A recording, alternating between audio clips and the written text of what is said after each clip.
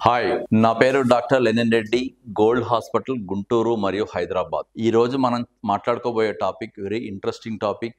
నిద్ర. అరే, నిద్ర కూడా ఒక జబ్బు అయిపోయిందా? అవును, ఖచ్చితంగా అయింది. ఒకప్పటి రోజుల్లో నిద్ర అనేది జబ్బే కాదు.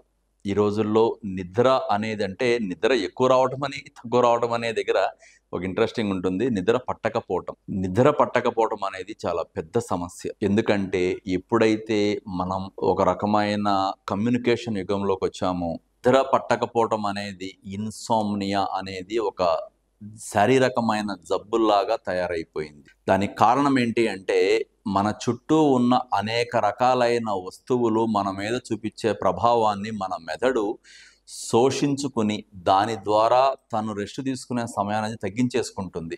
అలా తగ్గించుకునే క్రమంలో దానికి కారణం మనమే అవుతున్నాము. అలా మెదడు తను రెస్ట్ తీసుకునే సమయాన్ని తగ్గించుకున్న ప్రాసెస్లో నిద్ర పట్టకపోవటం అనే ఒక సమస్య వస్తుంది. ఇది మొదట్లో మానసికమైన సమస్యగా కనిపించినప్పటికీ కూడా కొద్ది కాలంలోనే ఒక 1 year లోనే శారీరకమైన అనేక రకాల లక్షణాలను చూపిస్తూ ఉంటది మనిషి లోపల. ఈ నిద్ర పట్టని వాళ్ళకి ఫస్ట్ థింగ్ ఇరిటేషన్ రావటము, చికాగ్గా ఉండటము, మతిమరుపులాగా అనిపించటము, కోపం ఎక్కువగా రావటము, కొద్ది కొద్దిగా హార్మోన్ యొక్క లెవెల్స్ ఇంబ్యాలెన్స్ అయిపోయి నిద్ర సరిగ్గా పట్టకపోవటము, దాని ప్రభావంతో కొంత బీపీ కనిపించటము, దాని ప్రభావంతో కొంత షుగర్ కనిపించటము, దాని ప్రభావంతో వేరే రకాలైన సమస్యలు ఇంకా పెద్ద సమస్యల్లాగా ఇరుక్కోవటము, గుండె జబ్బులు, పక్షవాతము, కొంతమంది కిడ్నీలు దెబ్బతినిపోవటం, ఇవన్నీ కూడా ఆశ్చర్యంగా ఉంటది. మొదలు నిద్రలేమి అనే దగ్గర మొదలయ్యి ఒక 10 ఏళ్లలో ఇక్కడ దాకా తీసుకొచ్చేంత పరిస్థితి ఉంటదన్నమాట దీనికి.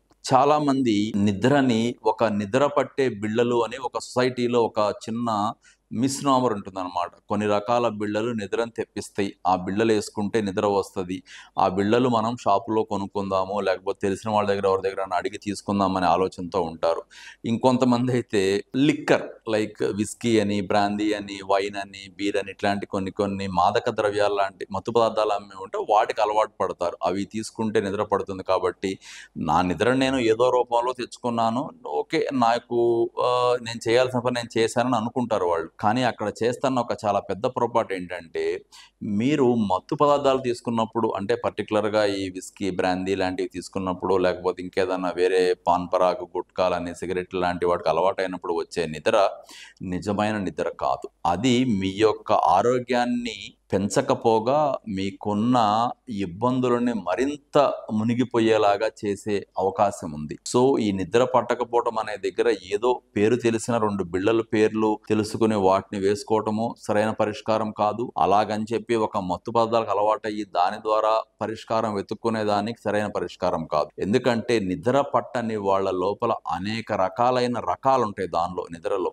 రెమ్ స్లీప్ డిజార్డర్ అని, ఎన్ఆర్ఈఎం స్లీప్ డిజార్డర్ అని, కెటాప్లెక్సీ అని, నార్కోప్లెక్సీ అని, లేకపోతే పిఎంఎల్డి అని, ఆర్ఎల్ఎస్ అని, ఇలా అనేక రకాల సమస్యలు. కొద్ది మందిలో డిప్రెషన్ ఉంటుంది, కొద్ది మందిలో ఒక రకమైన యాంగ్జైటీ ఉంటుంది, కొద్ది మందిలో జిఏడి ఉంటుంది, లేకపోతే హార్మోనల్ ఇంబ్యాలెన్సెస్ ఉంటాయి, హార్మోనల్ డిస్రెగ్యులేషన్స్ ఉంటాయి, sleep and nocturnal cycle disturbance ఉంటుంది.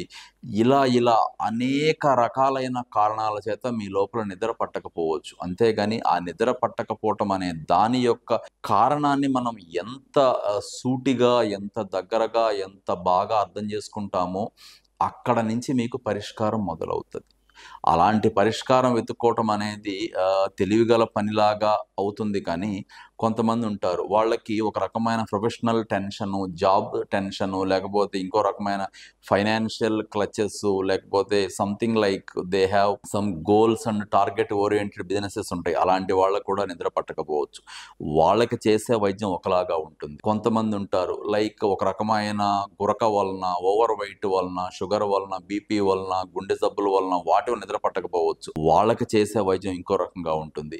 ఇంకొంతమంది ఉంటారు ఆస్తమా లాగా ఉండి, లేకపోతే ఏదన్నా ఒక ఎటోపిక్ డెర్మటైటిస్ అని ఎలర్జీ లాగా ఉండి, దురదలాగా ఉండి నిద్ర పట్టకపోయే వాళ్ళు ఉంటారు. వాళ్ళకి చేసే వైద్యం ఇంకోలాగా ఉంటుంది. ఇంకొంతమంది ఉంటారు రాత్రిపూట నిద్ర రాదు కానీ పగలు నిద్ర వస్తూ ఉంటుంది. వాళ్ళకి చేసే వైద్యం ఇంకోలాగా ఉంటుంది. అంటే దీనిలో రకరకాలు, అంతేగాని ఏదో ప్రతిదానికి పిడుక్కి బియ్యానికి ఒకటే మంత్రం లాగా ప్రతిదానికి ఒకటే విధానం అంటూ ఉండదు. మీలో ఎవరన్నా సరే నిద్ర పట్టని సమస్యతో గనక బాధపడుతుంటే, నిద్ర పట్టకపోవటం అనేది మీ యొక్క ఆరోగ్యాన్ని ఇబ్బంది పెడుతుందని మీకు మీకు మీరుగా తెలుసుకున్న, లేదా మీకు ఎవరన్నా ఫ్రెండ్సో లేకపోతే రిలేషన్సో ఇంకొక రకమైన దగ్గరగా ఉన్న వాళ్ళు చెప్పినా సరే ఖచ్చితంగా దాన్ని పట్టించుకోండి. ఈ రోజుల్లో సెల్ ఫోన్ కనిపెట్టిన తరువాత మనిషి యొక్క జీవితం చాలా స్పీడ్ అయింది. అభివృద్ధి కూడా మనం అనుకున్న దానికన్నా ఎక్కువగా జరుగుతుంది. ఇంతకు ముందు రోజుల్లో ప్రతి 10 ఏళ్లకి సమాజం మారుద్ది, ప్రతి 20 ఏళ్లకే సమాజం మారుద్ది అని మనకి పెద్దవాళ్ళు చెప్పేవాళ్ళు. మనం కూడా కొంత అనుభవంతో చూస్తా ఉంటాం. ఇప్పుడు అంత టైం పట్టట్లేదు. ప్రతి 4 ఏళ్లకి, ప్రతి 3 ఏళ్లకి సమాజం మారిపోతుంది. ఎందుకు అంటే ఒక మనిషి తన యొక్క జీవిత కాలంలో చూడలేనన్ని విషయాలు, వినలేనన్ని విషయాలు, నేర్చుకోలేనన్ని విషయాలు, తెలుసుకోగలిగినన్ని దానికన్నా 100 రెట్ల ఎక్కువ ఇన్ఫర్మేషన్ మనిషి తెలుసుకుంటున్నాడు. ఆ తెలుసుకోవటం అంతా కూడా మెదడు ద్వారానే ప్రాసెస్ చేయబడుతుంది. అలా ప్రాసెస్ చేసే క్రమంలో మెదడు లోపల అనేక రకాలైన రసాయనాలు, కెమికల్స్, హార్మోన్లు మారిపోతా ఉన్నాయి. ఆ ప్రకారంగా మెదడు లోపల నిద్రను తెప్పించే 4 రకాల భాగాలుంటాయి. Suprachiasmatic nucleus, hippocampus, locus coeruleus, amygdala, వీటిల్లో ఉండే ఒక 8-9 రకాల హార్మోన్లు, కెమికల్స్, రసాయనాలు ఉంటాయి. Dopa, GABA, serotonin, sertraline, adrenaline, noradrenaline, cortisol, cholecalciferol ఇలాంటి కొన్ని రకాలైన కెమికల్స్, హార్మోన్లు హెచ్చుతగ్గులుగా మారిపోవటం కానీ, దాంతోపాటు శరీరం లోపల ఒక రకమైన రేడియేషన్, అంటే నెగిటివ్ రేడియేషన్ కాదు, ఒక రకమైన బ్లూ లైట్ వెళ్ళి మనిషి యొక్క మెదడులో ఉండే కొన్ని రకాలైన ప్రకృతి ధర్మాలను కూడా మార్చేస్తుంది. సో వీటన్నిటితో కలిసి ఉన్నప్పుడు సాధ్యమైనంత వరకు రాత్రిపూట మీ యొక్క ఫోన్కి మీరు దూరంగా ఉండటం అనేది ఉత్తమం. లేదా ఆ రాత్రిపూట నిద్రపోని దాన్ని మీకు కనుక మీరు చేసే ఉద్యోగంలోనో వ్యాపారంలో కుదిరితే మధ్యాహ్నం పూట ఒక 2 గంటలు కనీసం గంట సేపన్న నిద్రపోవటం అనేది ఉత్తమం. ఈ రెండూ కుదరని పక్షంలో డాక్టర్ దగ్గరికి వెళ్ళి కొన్ని బిళ్ళలు ఉంటాయి. అది ఆ బిళ్ళ ఒరిజినల్గా నిద్ర బిళ్ళ కాదు, కానీ ఆ బిళ్ళ మీలో ఉన్న ఆ హార్మోన్ను తగ్గించి నిద్ర వచ్చేలాగా చేస్తుంది. ఆ బిళ్ళ మీలో ఉన్న వేరే రకమైన సమస్యను సెటిల్ చేసి మీకు నిద్ర వచ్చేలాగా చేస్తుంది. అల్టిమేట్ గా మీ బాడీ అనేది నిద్రపోయిన సమయంలో రీఛార్జ్ అవుతుంది. అలా రీఛార్జ్ అయిపోయినప్పుడు మీ లోపల ఉపయోగపడిన కెమికల్స్, హార్మోన్లు ఇవన్నీ కూడా మళ్ళీ కొత్తగా తయారయ్యి శరీరంలో ఉన్న భాగాలని, కండరాలని, ఎముకలని, జాయింట్లని, లిగమెంట్ అన్నిటిని కూడా ఆరోగ్యంగా ఉంచే పని అది తీసుకుంటా ఉంటుంది. సో మీరు నిద్ర పట్టట్లేదు అని ఒక్క మాటని జస్ట్ సింపుల్గా తోసేయకుండా కొద్దిగా ఓపిక పెట్టి చూయించుకోండి. చివరగా ఒక మాట చెప్పి ఫినిష్ చేస్తాను. ఎవరికైతే వేరే ఇంకొక రకమైన జబ్బు కూడా కలిసి ఉంటుందో, అంటే నిద్ర పట్టదు అనేది ఒక సమస్య, వాళ్ళల్లో న్యూరోపతి ఉన్నా, లేదా వర్టిగో ఉన్నా, లేదా బీపీ ఉన్నా, షుగర్ ఉన్నా, థైరాయిడ్ ఉన్నా, గుండె జబ్బులు ఏదన్నా ఉన్నా, వాల్వ్కి సంబంధించిన సమస్యలు ఏదన్నా ఉన్నా, పెరిఫరల్ వాస్కులర్ డిసీజ్ ఉన్నా, కిడ్నీ సమస్యలు ఏదన్నా ఉన్నా, లేదా క్యాన్సర్ లాంటి సమస్యలతో ఇబ్బంది పడతా వైద్యం జరుగుతూ ఉన్నా, మానసికమైన ఆలోచనలు, ఒత్తిడి అట్లాంటి ఏదన్నా ఉన్నా, పక్షవాతం వచ్చి దానికి సంబంధించిన మందులు లాంటి ఏదన్నా వేసుకుంటున్నా, ఈవెన్ గ్యాస్ ట్రబుల్ లాంటి జబ్బులు ఏదన్నా ఉండి దానికి వైద్యం చేయించుకుంటున్నప్పటికీ అలాంటి ఒక జబ్బుకి వాడుకున్న మందులతో బాధపడుతున్న మనుషులు నిద్ర కూడా పట్టట్లేదనే ఒక సమస్యతో గనక మీరు కలిసి ఉంటే చాలా పెద్ద ప్రమాదానికి మీరు దగ్గరగా ఉన్నట్టే. కాకపోతే ఆ ప్రమాదం ఆ రోజుకి ఆ రోజు జరగకపోవచ్చు, 6 నెలలకు జరగకపోవచ్చు, సంవత్సరం కూడా జరగకపోవచ్చు. అంత మాత్రాన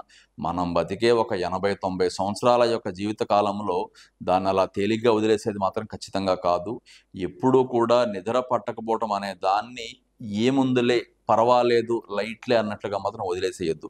కొద్దిమంది చక్కగా శారీరక వ్యాయామం చేస్తే నిద్ర పడుతుంది. కొద్దిమందికి ఉదయం, సాయంత్రం కాస్త ఒక అరగంట సేపు సన్లైట్లో కూర్చోవటము, కొన్ని రకాలైన చిన్న చిన్న పైలట్స్ లాంటి ఎక్సర్సైజ్ చేస్తే నిద్ర పడుతుంది. ఇంకొంతమందికి కొంత మెంటల్ రిలాక్సేషన్ కోసం యోగా, ధ్యానం చేస్తే నిద్ర పడుతుంది. ఈవెన్ మీరు హాస్పిటల్కి రావాల్సిన పని కూడా లేదు. ఏదో ఒకటి చెప్పిన వాటిల్లో వ్యాయామం కానీ, ఫిజికల్ ఎక్సర్సైజ్ కానీ, సన్లైట్ థెరపీ కానీ, లేకపోతే యోగా లాంటిది కానీ, ధ్యానం కానీ చేసుకోండి. అది చేసుకుని మీకు నిద్ర వచ్చేలాగా చేసుకున్నప్పటికీ కూడా నేను సంతోషంగానే ఫీల్ అవుతాను. ఎందుకంటే ఇన్ఫర్మేషన్ ఇవ్వటం అనేదే నాకున్న ఇష్టం. ఆ ఇన్ఫర్మేషన్లో మీరు ఎవరన్నా గనక ఇబ్బంది పడతా గనక ఉంటే దెన్ మీ యొక్క సఫరింగ్ను మాత్రం తగ్గించడానికి we are always ahead of times. Gold hospital, doctor Lenin Reddy, Guntur, Hyderabad. Thank you.